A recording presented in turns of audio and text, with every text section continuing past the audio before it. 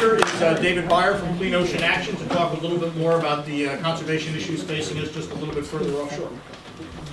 Thanks a lot. My name is Dave Byer with Clean Ocean Action, and I'm going to take us offshore a little bit, but what happens offshore definitely affects onshore from a number of perspectives. If there's accidents offshore, general operations. Could you stand up? Sure, okay, I just didn't want to block the screen, but if I get in the way and people want to see the screen, let me know. So there's the aspects of both industrializing it and the impacts that what can wash up on the shore. Then there's also the fact that a lot of this proposed industrialization is fossil fuel, and that contributes to the climate change and all the things that you heard about earlier. Just a little bit of background about our organization, and it's funny, we always cite Montauk. It's my first time actually personally coming up to Montauk. So I didn't just throw that in the slide just for you guys, but we're a coalition based on Sandy Hook, New Jersey, of 125 organizations, both in New York and New Jersey. So we work with groups all over protecting the ocean waters from Montauk to Cape May. The significance of the offshore waters is high, both in terms of economics and in terms of ecology. It's a very diverse region off our shore.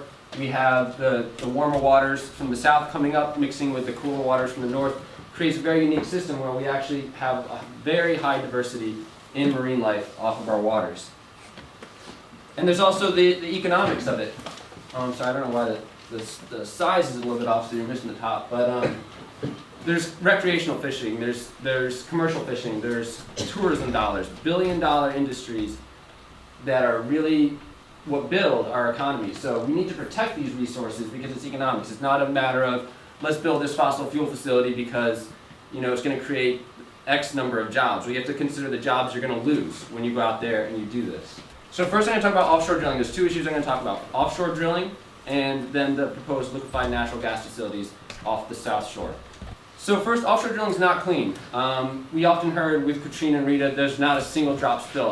I don't know how that started. It spread throughout the media. Even the Senate minority leader said there was not a drop spill. That's not what our own government facts show us. There was 9 million gallons spilled, 113 rigs destroyed. Some just completely went missing. Some washed up on beaches.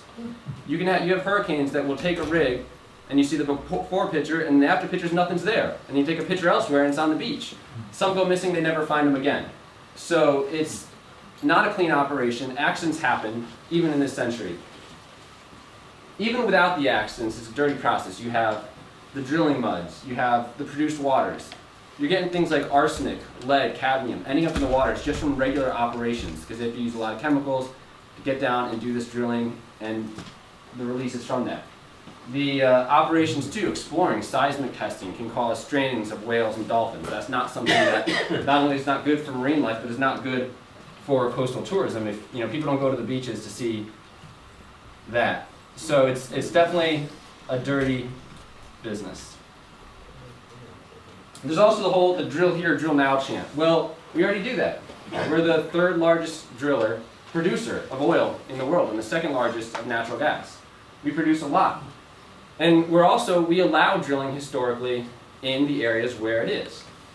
80% of the oil and gas have been 80% of where our offshore oil and gas is in areas that have been traditionally open to drilling. The big thing is the release of the moratorium. Because of the Bush administration, we now have open the waters off of New York and New Jersey to drilling.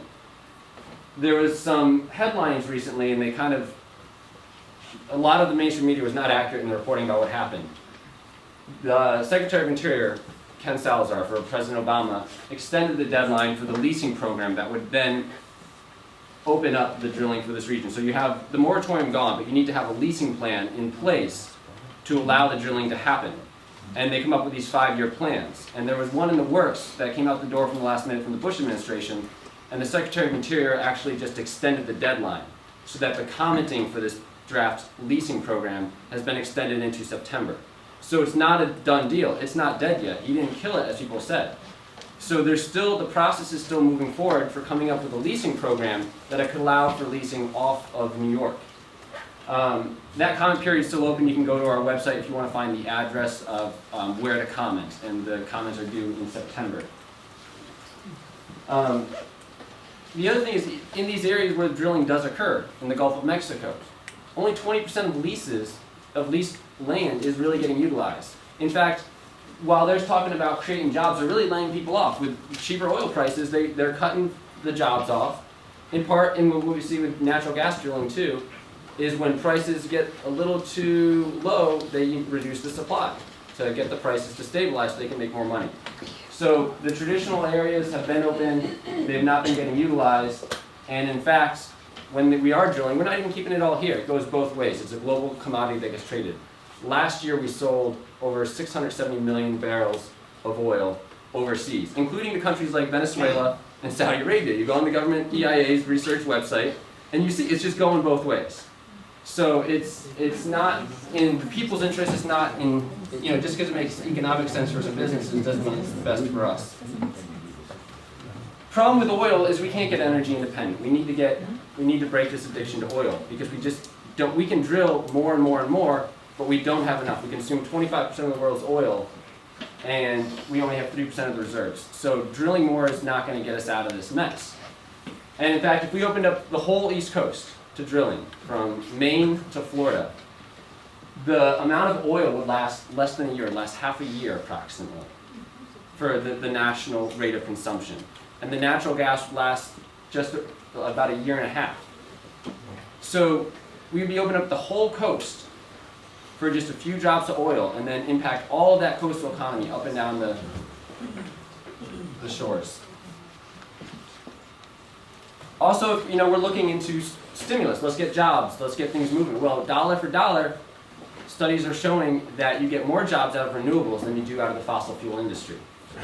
So if we're going to be subsidizing the energy industry to create jobs, the best way to create jobs is to start moving towards renewables. Even if the EIA, the Energy Information Administration, they do the official energy statistics for the U.S. government, they looked into it, and if we opened up all areas that have been, that are opened up now, but if we continue to leave them opened up and don't put them back under moratorium, it'll take 3 cents off a gallon in 2030.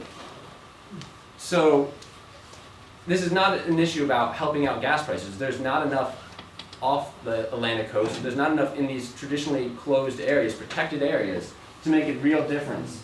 And you have to weigh that with all the costs of the lost tourism dollars and everything else to save 3 pennies per gallon in 2030. The next issue is liquefied natural gas. A lot of you are probably familiar with the Broadwater proposal, which was proposed in the Long Island Sound. We didn't work on that because we look at the Atlantic Ocean, we don't work in the Sound. But that was a very controversial issue, and it's pretty much dead. We're not sure if Shell's going to be appealing the decision upholding New York State's denial of a permit necessary for that project. So they could appeal it, but at this stage, with the way the appeals process works, it's pretty good odds that that project is dead. But these projects are popping up all over the country, including 3 off the South Shore. There's what we've done in Insanity Island. It's literally building an island out of scratch. It's the Atlantic Sea Island Group. They're a group of private investors formed just to do this, build an island. It'd be 13 miles off of Long Beach, New York. And just to serve as a terminal to import the LNG. There's also a proposal by Exxon called Blue Ocean Energy, about 30 miles south of New York, and a third one by Excalibur called Liberty. So what is LNG? Well, right now natural gas is a huge component of our energy supply. Right now, say it comes out of the ground in Louisiana, gets in a pipeline in its gaseous form, comes up, and then it goes to your stove or electricity plant. LNG adds 3 more stages to that life cycle. You've got to liquefy it. So you cool it down to negative 260 degrees Fahrenheit, and that turns it into a liquid, compresses it 600 times. So as a result, it suddenly makes it economical to fit it into a ship because you have a lot of concentrated energy. So that's the next stage, is then they ship it. And then the final stage is the regasification, which is what these proposals are. They receive the LNG, heat it back up, turn it back into gaseous stage, and then put it into a pipeline. It's not gasoline. One of the companies, the Liberty Project, they're sending mailers around in New Jersey last summer during the high gas prices saying, with a picture of a gasoline pump, with the high prices saying, New Jersey has an energy problem, implying that they're going to help you out. This is not what you put in your car. It's also not offshore drilling, as a lot of people assume. They hear energy off the coast and they assume that's what it is. It's importation.